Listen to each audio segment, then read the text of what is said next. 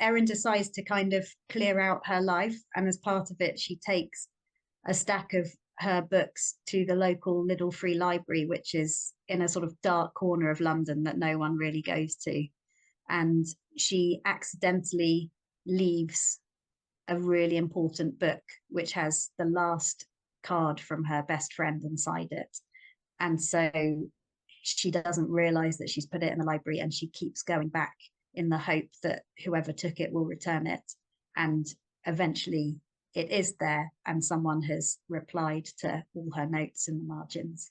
The library is it's the real library, and it was round the corner from where I used to live after I had my daughter, and I used to pass it every day. So, yeah, the library was round the corner, and I used to pass it every day that I walked my daughter to the playground. And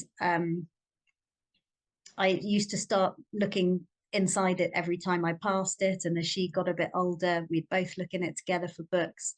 And it became like a real character in my life in a really lonely point in my life.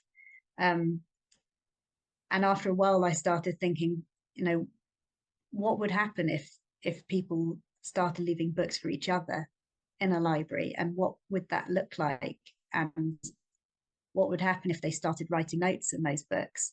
And then I suddenly had this idea of this the last note from a best friend, and that character really came to life for me, and then the whole story kind of unfolded really fast from that moment.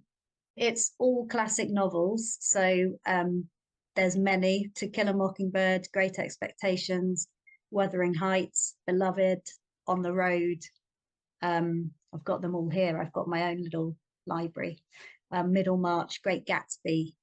And it was really a chance for me to kind of explore those books and pull out different themes in them, and read through different quotes in them and think, gosh, that one would be amazing. And so I included all of the classics in it.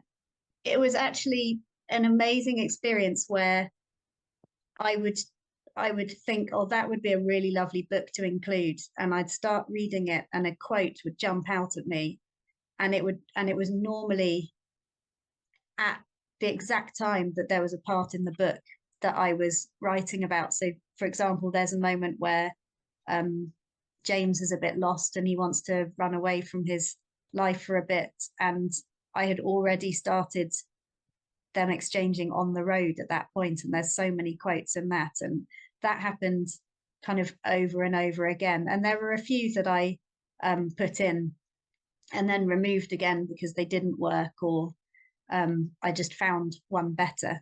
So I would take these moments in their life and I would, trawl through books and think what really works for this moment.